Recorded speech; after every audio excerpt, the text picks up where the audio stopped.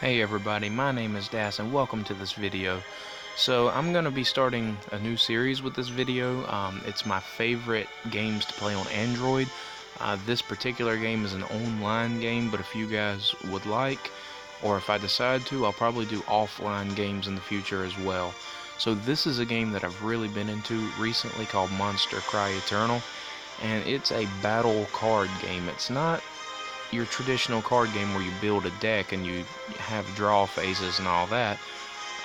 This is actually a game where you get a set of 3 cards, or in some cases 4, or in some cases you use a single card. It depends on the mode you're playing, and you battle.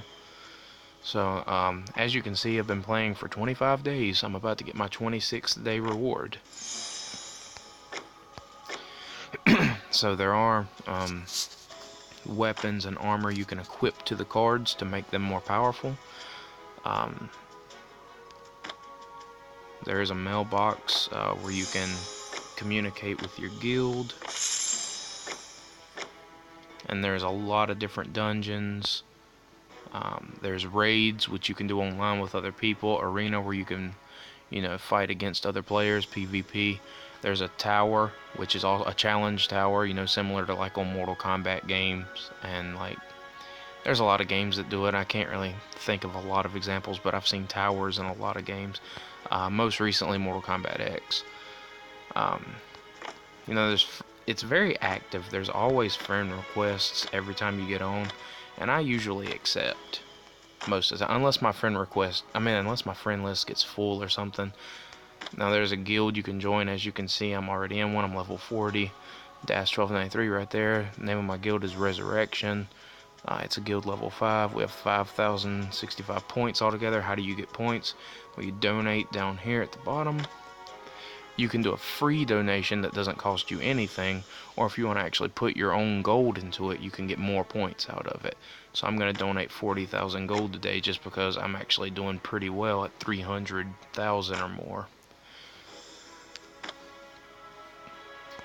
And you get these friendship points from your friends. I'm not sure what they do. The store is very important because every day, actually every 3 hours, you get a free card, a completely free card.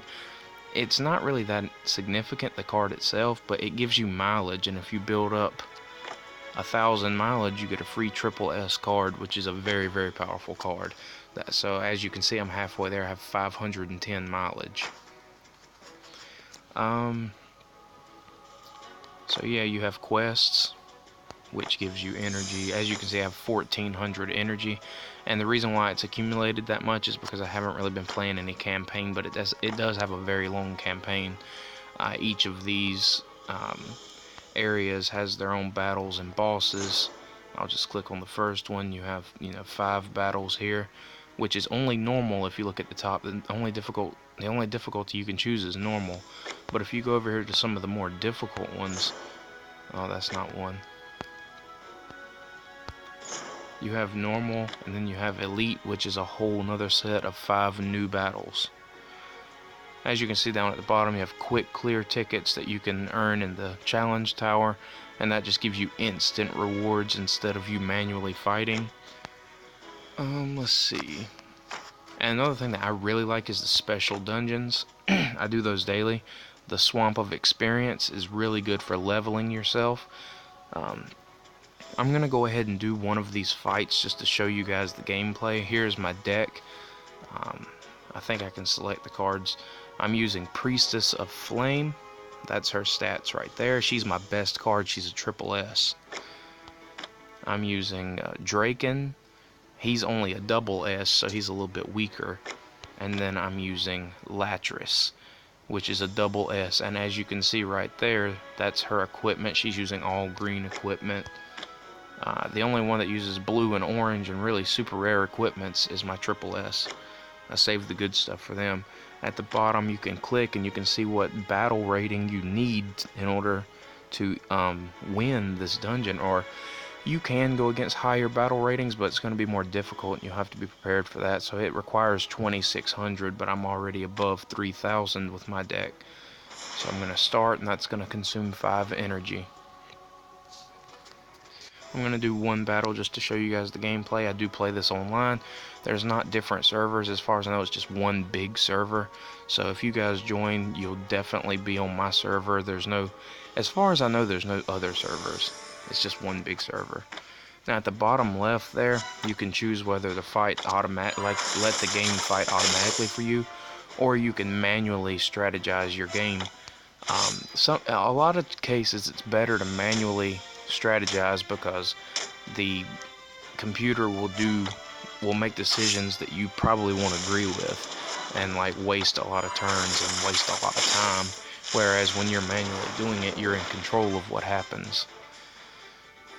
So I'm sorry, I moved so quickly. So at the right you have a normal attack, which is just a basic standard attack. You have a special attack, and in this case it's Soul Slash, another special attack, Cold Strike, or you can choose to use the turn to boost your own defense. And as you can see, he just stole life from his opponent. That's because of the equipment that I have him wearing. Sometimes you get attacks. I can't select it yet because it hasn't rebuilt, and she has Lacerate and of course Defense. I'll talk more about the other attack once it rebuilds so I can actually select it. But like I was going to say, there are certain attacks that do damage to a wide variety of enemies instead of just a single target.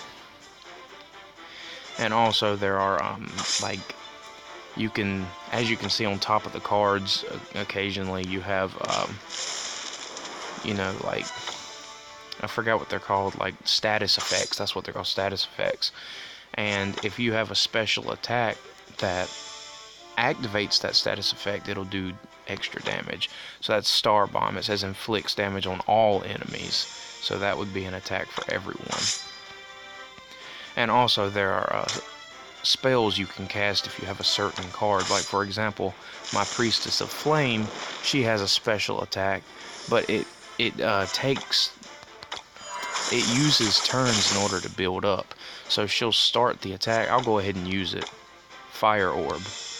See, casting a skill, and then it's going to take a certain amount of time, and then she'll cast it for high damage.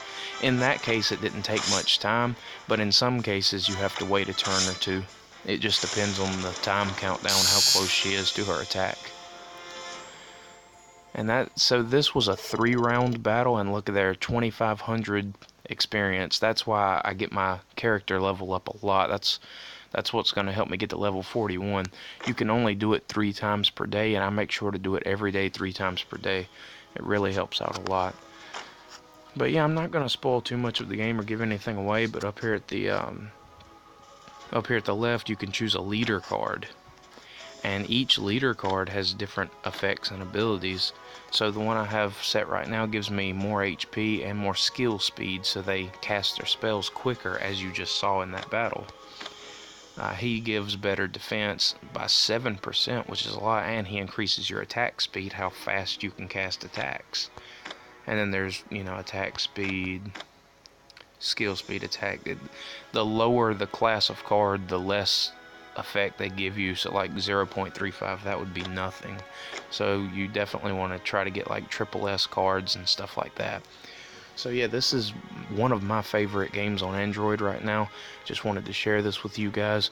I'm going to continue this series to show you guys more online and offline games that I love on Android. I hope you guys enjoyed this video.